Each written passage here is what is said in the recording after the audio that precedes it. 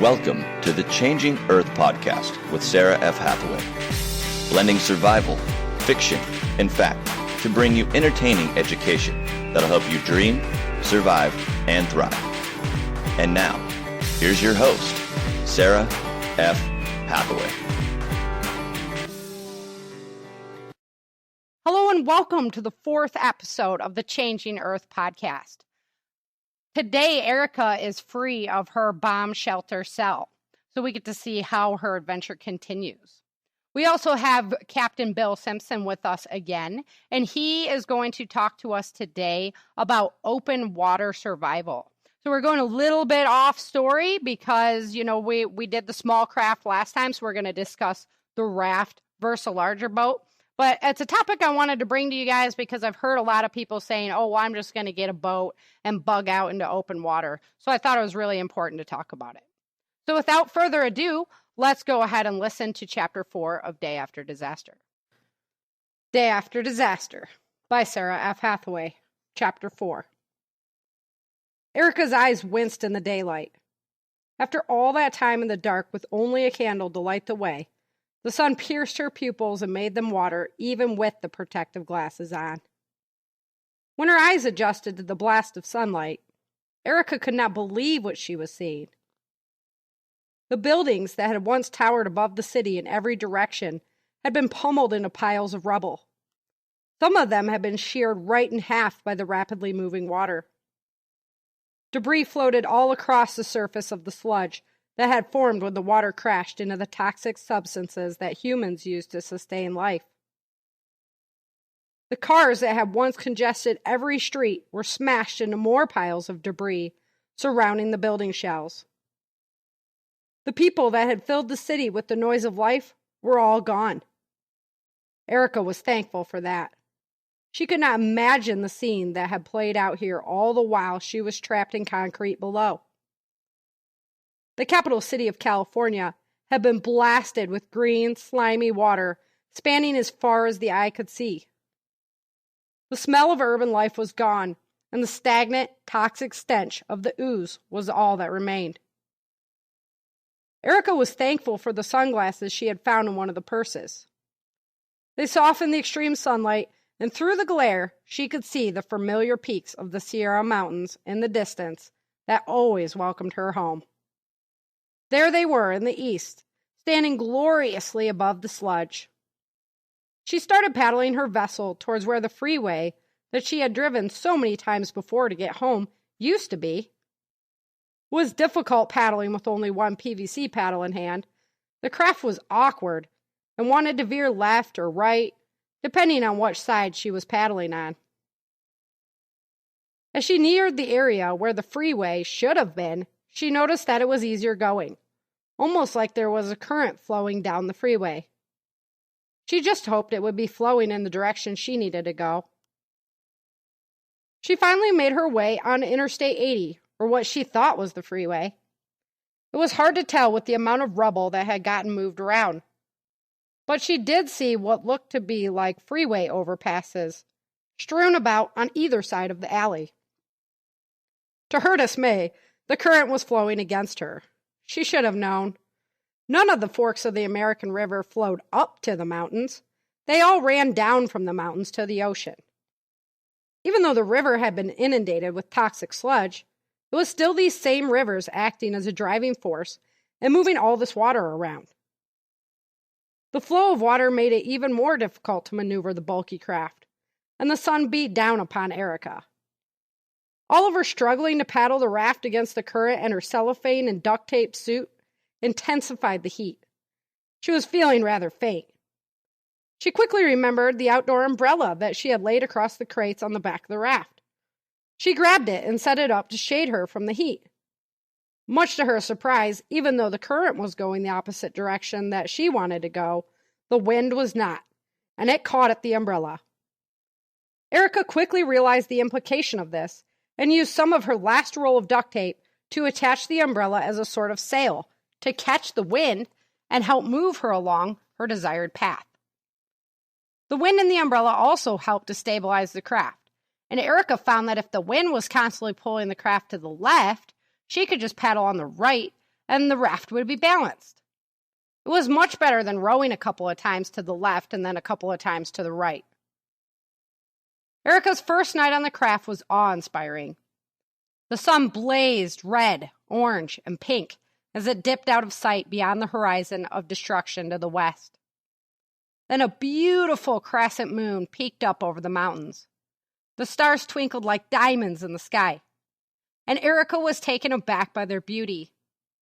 She couldn't figure out why they looked so bright, and then it dawned on her. There was no light on Earth.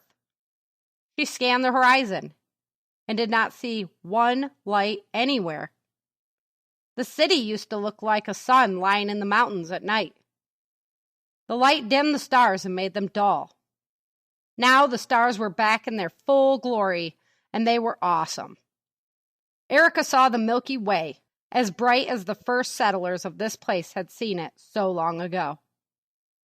The darkness made Erica realize how tired she was.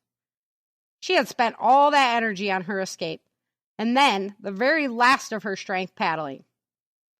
The lack of calories finally caught up with her, and she dozed. Erica woke up very distressed. She did not remember where she was. She was on her craft, but there was no sun overhead. She felt the craft bumping against something. It was dark, and for a moment she thought she was back in her concrete cell. But it was not the deep dark of that hole. Somewhere there was sunlight shining. She sat up quickly so she could assess the situation. I must have fallen asleep and the current took me. But where did it take me? As she looked up, she quickly realized what had happened. I'm in a building! The current must have pushed me in here. Her craft had been bumping against the wall of a building that was still holding back the floodwaters. And a roof was overhead. She was in a pile of debris that had been caught in this building from the flow of water. As she started to paddle away from the debris pile, she screamed, "Oh my God!" There were bodies, bloated and floating along with her in the pile. The stench assaulted her nostrils with rotten flesh, and she had to put the paddle in between the bodies or push off of them directly to free the boat. She started to paddle frantically, completely freaked out. She rounded the corner in the building and saw where everything was coming from. This building had survived fairly well, and only one large window had broken on the front. The flow of water had entered that window and was now creating a huge eddy inside of the building. She paddled as fast and as hard as she could to that window, with the faces of the dead still flashing in her mind. She found her way toward the freeway once again, and vowed that she would tie up the raft to anything she could find before she fell asleep. That way, she could not drift too far while she was resting. All in all, her craft was holding together well, and she was making decent time. One day began to blend into another as the mountains came closer, and her water and food supplies were depleted. It was tough at times to tell how deep the water was, because she couldn't see through the green slime. Occasionally, her pole would hit what Erica thought could be the bottom. This would cause her to hope that before too long, she would be reaching some kind of a shore. But more than likely, it was just some unseen debris lying under the slime, because she could not even see an edge to the toxic film on the horizon. On the fourth day of traveling on the raft, Erica awoke at first light. She lit her candle so she could make some oatmeal and tea. Usually she hated tea, but it was nice to throw some herbs into her water and heat it up. It gave it a totally different flavor, and at least it was some kind of flavor. She thought how nice it would be to have a big old cup of coffee, but that was not an option. Her fruit was totally gone, and all that remained were oats and nuts. When she gazed towards the mountains, excitement washed over her. They were very close. Today was the day she would finally reach them. She finished breakfast and lit a smoke. Then she sat back to finish waking up before she would have to pick back up the oar and paddle. She scanned the landscape of sludge.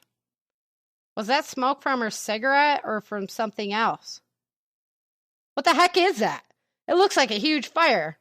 Maybe it's a wildfire. But with all that water, how can it be burning? Looks like it's coming from that huge cone. Is that a volcano? It is a volcano. Look how thick and black that smoke is. Oh well, it's a long way off. Probably won't affect anything this far anyway, especially since there's nothing left. I don't care anyway because today I'm going to reach that land. I'll find someone to drive me home. I'll walk all the way if I have to, but soon I'll be there. Home with my husband and my son in my arms again. Erica picked up her paddle and rowed with a vengeance. She held her pace all morning. What she noticed in the distance had indeed been a volcanic eruption, but her assumption that it would not affect her was wrong. Even though it was hundreds of miles away, and thanks to a sudden change of wind direction, the smoke would not affect her area. The lava followed freshly opened cracks in the earth. It flowed into the newly formed lake in Sacramento where the lava cooled and the temperature of the water increased. Erica didn't notice until she paused her paddling that the water had begun to steam. When she noticed, she was concerned but unaware of the implications. She figured it was best to just keep going. The shore was very near. But as she traveled through the superheated sludge, the plastic jugs that held her afloat began to melt. She was only half a mile from shore when her raft began to take on water. Erica's suit held off the burning effects, but paddling an overweight piece of wood through ooze was not going to get her to shore fast enough. The excitement of reaching shore overwhelmed her, and she was thinking impulsively. She figured she wouldn't need her supplies, because she could get whatever she needed if she could just make it to shore. Erica plunged into the gross sludge, keeping her head out and depending on her suit to protect her. She began to swim to shore. The heat from the water began to overwhelm her, and she swam hard to make it to shore faster. Pain began to take its hold, and with her limited energy supplies depleting quickly, she struggled on. She finally swam to a shallow enough area that her feet reached for ground. Her last energy reserves were expended on her walk to dry land. Erica collapsed as she reached down to hug the soft dirt. Erica awoke in a dimly lit room, and she anxiously looked around to make sure her escape from the bomb shelter and the struggle through the sludge had been for real. Her eyes confirmed that it had been reality. It had been so long since she woke up someplace that was familiar. The panic she felt upon waking up was beginning to feel normal. She took a deep breath and looked around. She was in a barn that had been damaged by the earthquake but was sound despite the abuse it had taken. As she tried to sit up, pain pierced every inch of her body and she screamed. "Don't move, honey. You're in no shape for it," a sweet woman's voice commanded.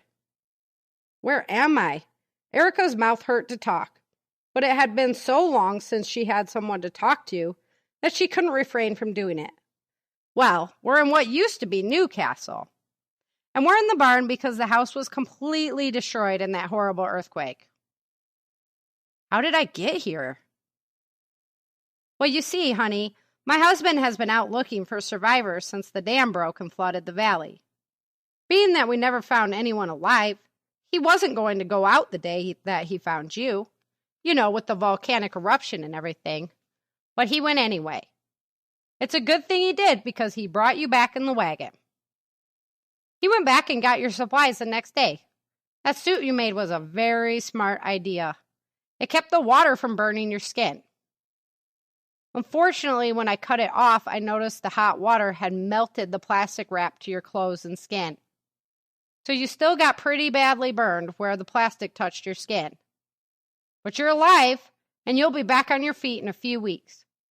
I'm just so glad someone made it out of that disaster alive. I didn't think we would ever find anyone after the weeks we searched in vain. Where is everyone? Why were no rescue attempts made by the fire department? I never even saw one helicopter. Well, everyone took a beating in the quake, honey. We thought that it only affected our area at first, but now, well, I'm not so sure. There have been no relief efforts, no National Guard, nothing. After months of waiting for rescue, we're fearful of people altogether. People have been killing each other for food, since no food has been delivered in months. Months? No food? What the hell is going on? What about transportation? How will I ever get home now? Erica's mind was scrambling to understand the implications of everything this woman was saying so flatly. That's right, honey. The main quake happened 2 months ago now. All the roads are pretty damaged. The cars that are okay can't clear the gaps, and chunks that were open are strewn about. We have our garden and animals, and we've been doing fine besides having to move into the barn.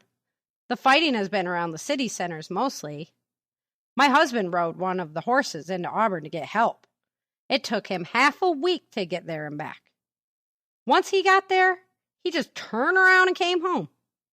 He didn't want to tell me what he had seen and simply said it was horrible. 2 months? That means it's... Erica was trying to calculate with a head so full of fog she was finding it hard to think at all. It's July 2nd, actually, honey. Just 2 days until Independence Day. Not sure that there will be any celebration this year. The lady mumbled the last part under her breath. Oh, no.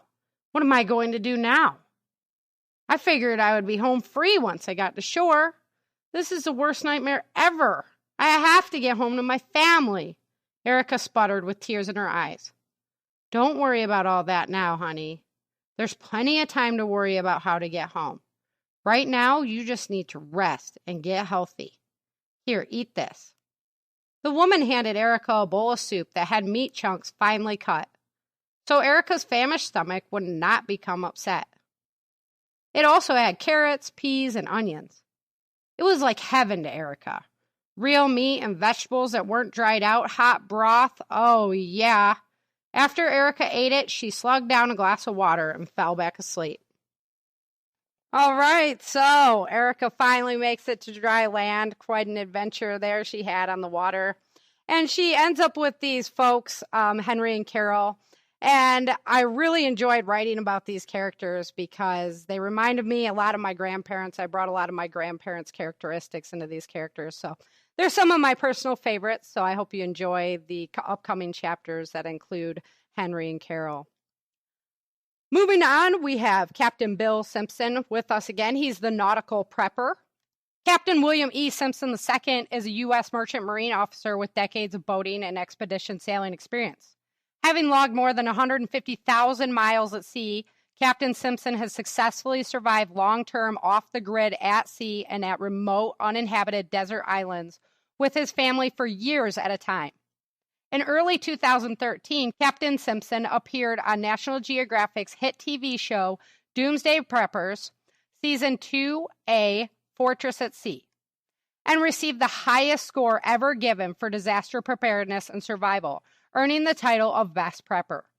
He holds a USCG 500-ton captain's license for commercial inspected passenger vessels, and he is also a commercial airplane and helicopter pilot. In 1987, Captain Simpson received accommodation from the U.S. Coast Guard Honolulu sector for his assistance in the successful rescue of 2 sailors lost overboard at sea. In 2010, Captain Simpson was again instrumental in the successful rescue operation of an American sailor lost overboard in the Sea of Cortez in hazardous seas. Captain Simpson is also an accomplished writer covering disaster preparedness. His work has been featured and republished via numerous magazines and websites, and he has been a featured guest on various disaster preparedness radio talk shows. I'm very honored to have Captain Bill with us today, so let's go ahead and listen in on the conversation that I had with him. I want to welcome you back to the show, Bill. How you doing? I'm doing well, and thanks for having me on. Absolutely. It's my pleasure. I'm deeply honored. So I've heard a lot of people talking about how they're going to bug out in a boat onto the open ocean for survival if there was a major disaster in our country. And this can be a big, big challenge in itself, especially if you don't have the experience there. So can you give us the 3 biggest considerations when you are going to be looking at this form of bugging out in a survival situation? Well, first of all, packing it into 3 is tough, but let me see if I can do justice here. First of all, anybody that's anticipating using a boat to bug out with requires a level of skill that's probably transcendent of what you would use on land, because once you go to sea, you're away from everything that you've known. We're terrestrial creatures, so your level of preparedness has to be at its peak. And on top of that, so you're going to have to be an expert in first aid and CPR. You're going to have to know how to do sutures and other basic medical trauma procedures, to keep people put together and alive. You're not going to probably be able to call for help in a large disaster scenario, because everybody else will be calling for help. So there's not, even if there was a disaster response team trying to help, in those kinds of situations, there's so many people that need assistance that they can only help so many people. That's what it comes down to. And so, excuse me, so first of all, you have to have a level of training that's consistent with, what the job you're going to be doing is. And going out to sea requires knowledge of navigation, water safety, some meteorology. You're going to have to understand communications, and obviously a certain level of seamanship with regard to your vessel, its operation, and maintenance. So, and that would also apply to, some of those things would apply to choosing the right boat, which is important as well, because if you don't have the right boat for the mission, you're gonna have trouble right off the get-go. A lot of people who do pleasure sailing, I've seen them out at sea in boats that should never have left the dock, and a lot of times they get into trouble, because they went ahead and just got a boat because without the experience that they needed to go choose a boat, they went ahead and got a boat anyway. Sort of like buying a car. You go out and you're going to buy your first car. Well, usually you take your parent with you. If you're a younger person, you bring somebody with you that knows something about cars, so you don't buy some sort of a lemon, And so you don't want to get a boat. You don't want to buy a lemon boat and then try to go out, when you need it the most, obviously, a bug out. This is your last resort, so it's got to be pretty bulletproof. So basically, I would say the three things are, your level of experience has to be up there, including the training. You have to have the right vessel for the job, and probably just as important as the first two is your attitude and your mental state. Because if you go out there and you're not mentally ready for being out at sea, it's funny. It sounds like, oh, well, that doesn't sound like a biggie, but I've had ocean cross, been on boats with people, you got new crew, haven't been to sea, and you're doing an ocean crossing, and they get out of sight of land and they panic. They just lose it. And, when it's water from horizon to horizon, and, it's scary for some people. So you have to go out there with a level of mental preparedness as well. Yeah, that can be really intimidating once you get to that point where all you see is water on every horizon. It's like, what? And then you go for hours without seeing land at all. So, yeah, because like I said, I grew up in Michigan on the Great Lakes, so we've been out to that point. But, you knew it was just a few hours till you saw land again. But out on the ocean, now I'm not an ocean creature. I don't care for the ocean very much. So that would be, for me, the mental attitude would not be there at all, because the ocean's a very intimidating place to me. I like to be on land and by fresh water. So the attitude is definitely a good point there. It's always paramount in survival, and I would assume that it would be even more essential if you were out on the open ocean. Because what are you going to do if you freak out there? You can't do anything.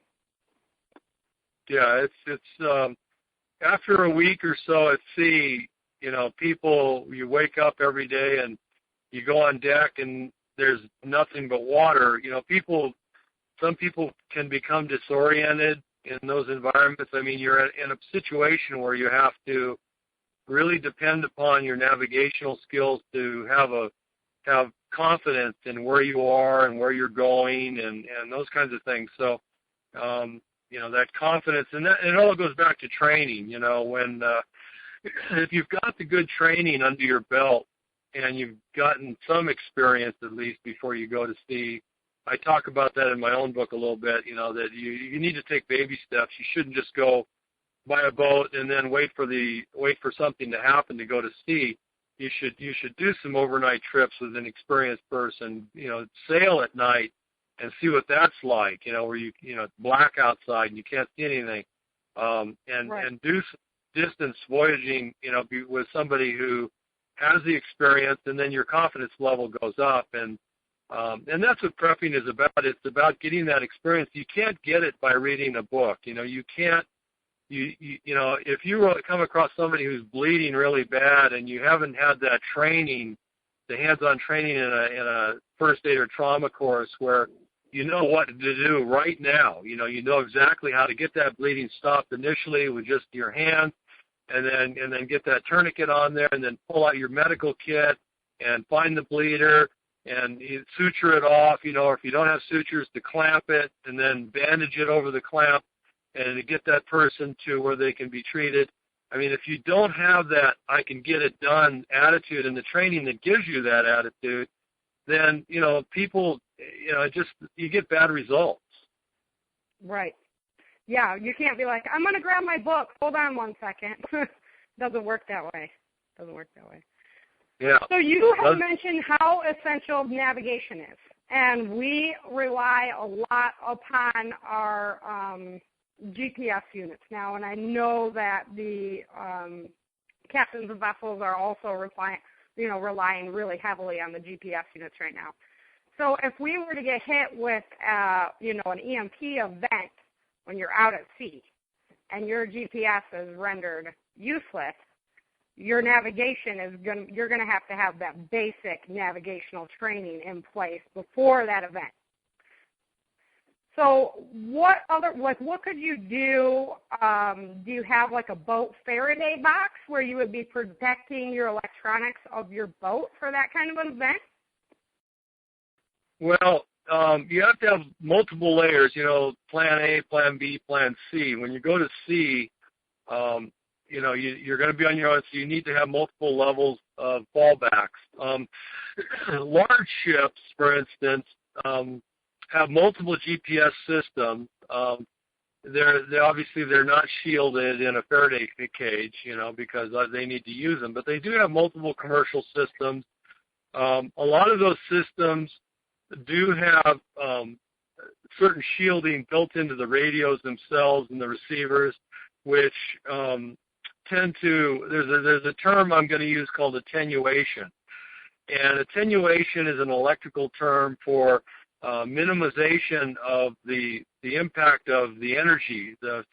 When you have an EMP, you've got this energy field that's created. It can be, kilovolts across a meter of space. So you basically, the idea of, protecting integrated circuits is ideally to eliminate any exposure to, excessive voltages across the integrated circuit. So,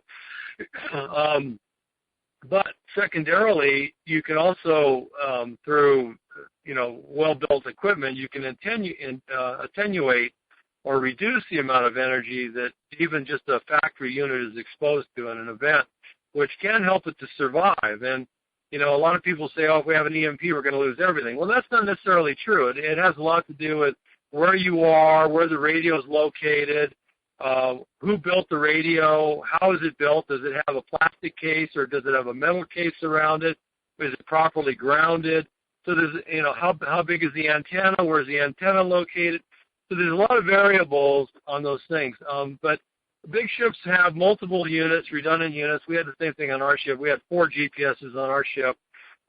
Very large ships also have what is known as inertial navigation systems. And an aircraft, the big airliners have these as well. Inertial navigation, basically you set, they're using gyroscopes, and they're able to set courses on these compasses. And so the inertial navigation system doesn't depend on looking at a satellite position for its location and orientation. You get you basically are set up right off the get-go because of these spinning masses, and which there is precession over time, you know, and inertial navigation systems have to be updated every so often, but they give you, regardless of what's going on as far as loss of a GPS, they do give you course indication that's relatively accurate.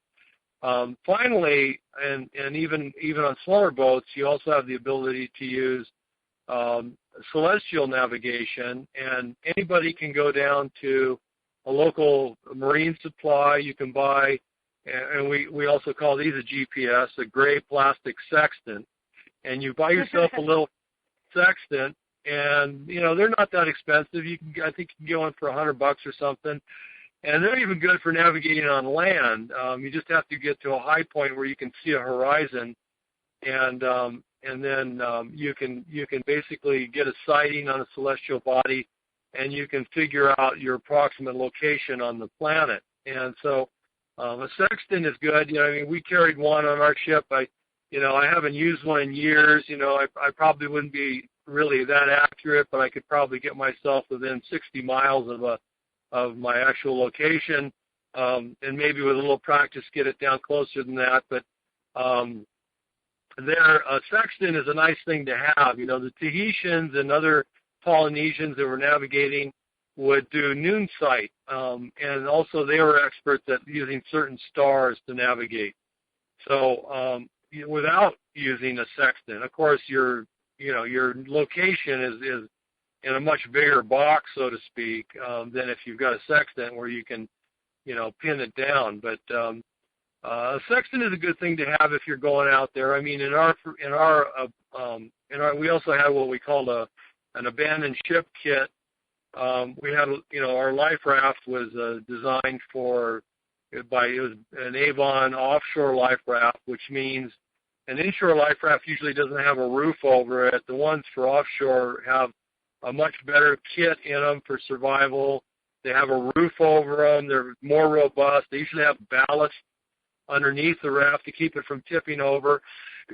And in those kits that come with the raft, there's usually a ration of water. There's a ration of food, a fishing kit, a compass, some signal equipment. Things like that are already in the raft. But we would carry in an abandoned ship bag, or an overboard bag, as it's called. And in that, we had handheld VHF radio, GPS, compass, additional flares and signaling devices, a water maker. You can buy a small hand pump water maker. Various companies make it. PUR makes a pretty good little unit.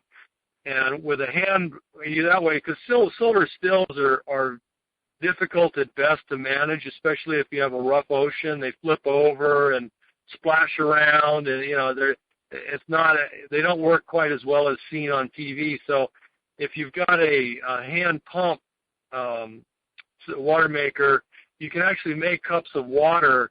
Even in a really rough sea, you can pump that thing, and you can get fresh water out. So we had one of those in there, and then we also had, like 100 energy bars. So for that, you can just basically take a hose, put it in the water, and when you pump it, it's filtering the salt out of it, and you can fill cups with it?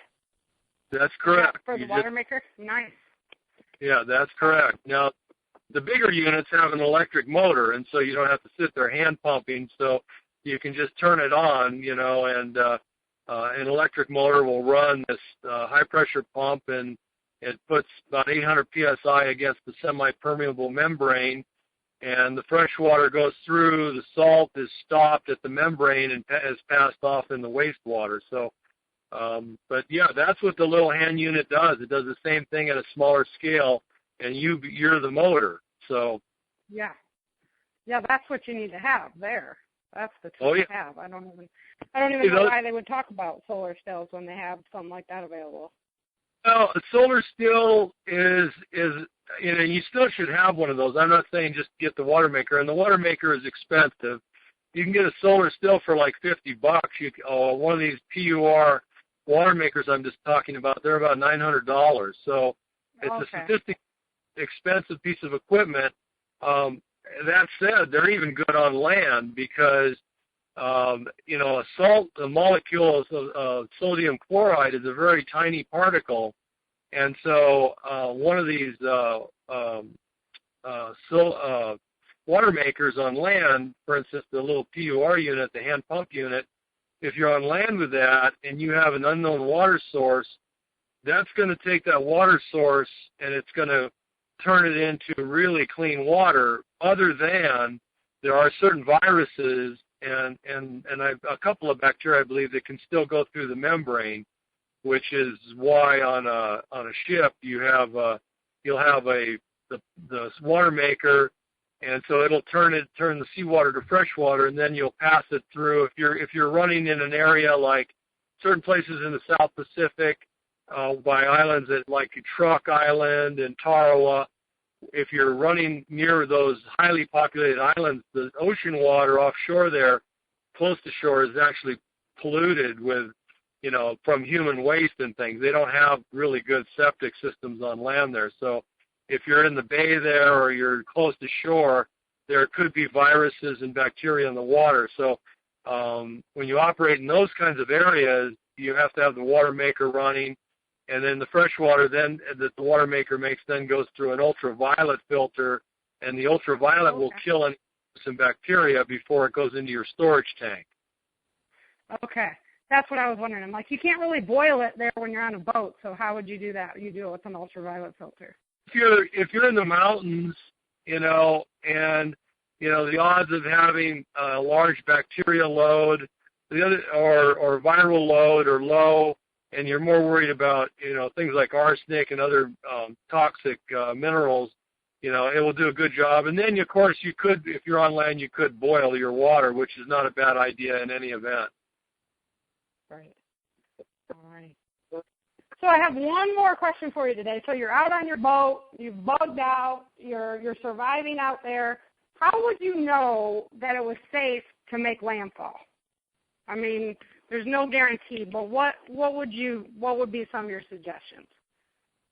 Well, that's a good question, and I think that question even applies on land, really. If you're out in the wilderness, you're bugged out in the wilderness, there's no one around you, what's going on in the world? So what we're talking about here at sea, and which would be the same in the wilderness, is communications. And so, on our ship, we had a couple of shortwave radios, and so those radios are capable of communicating over a distance of several thousand miles quite readily. And at sea they use a radio called a single sideband or a ham radio, and single sideband are dedicated frequencies for mariners.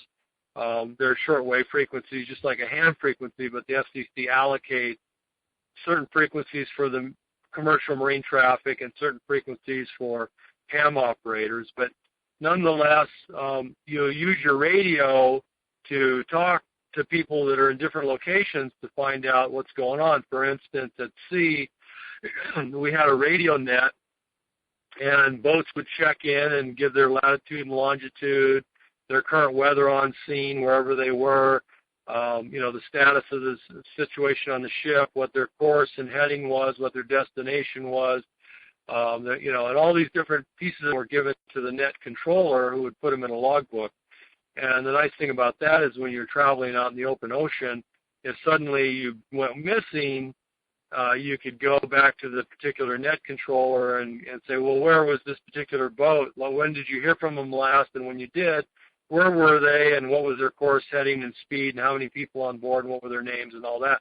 And they would have all that information. In the case of a disaster, you're just going to get on the ham radio or the sideband, and you're going to, CQ, any station, and you're going to be looking for information on, what's going on, and there will be people who will be up and running with their ham radios all over the world, because there will be survivors, obviously, and people will be able to communicate and talk about what's going on. Well, I'm here in Florida, and here's what's happening, or I'm here in Montana, and here's what's happening, or I'm here in Hawaii, and here's what's happening. So there will be communication, and the nice thing about sideband radios and ham radios is you can run those radios off of 12 volts, and you can, keep your battery charged with a small solar panel.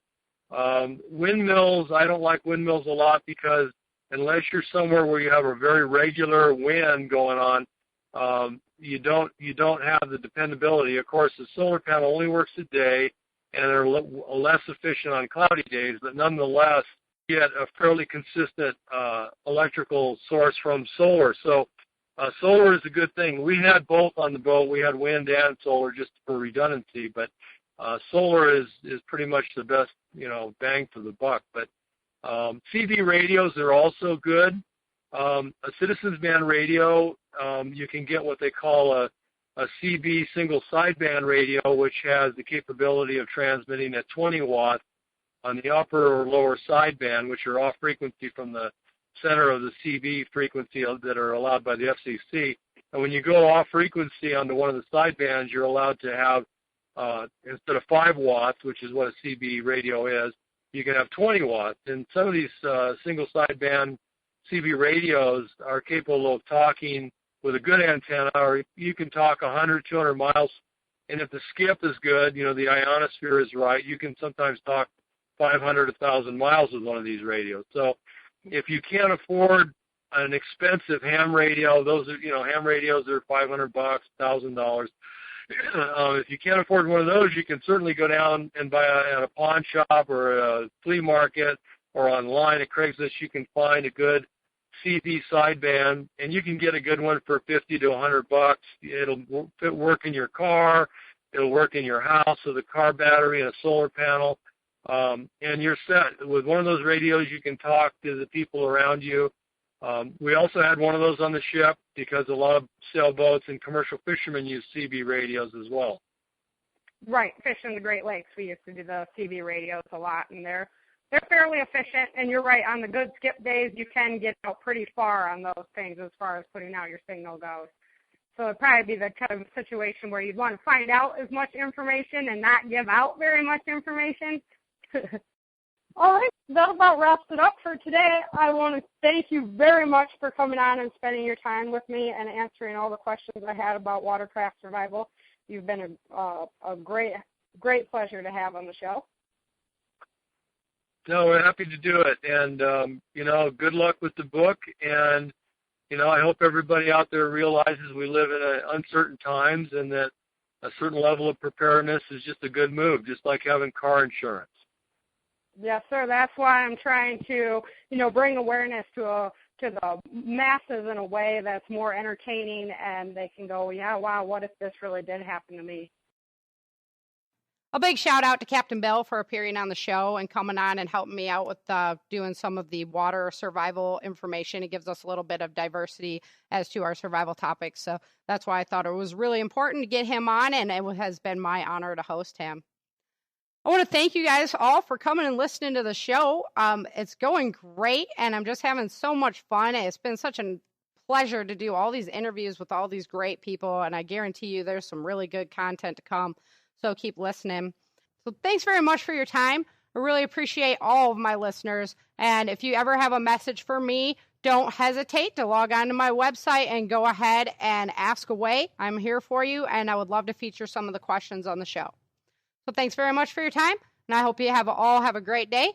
Until next time, remember, dream, survive, thrive. Thank you for joining Sarah for this episode of the Changing Earth podcast. Don't forget to pick up your copy of Day After Disaster at www.author.sarahfhathaway.com. If you love this podcast, please head over to iTunes and let everyone know by leaving a review.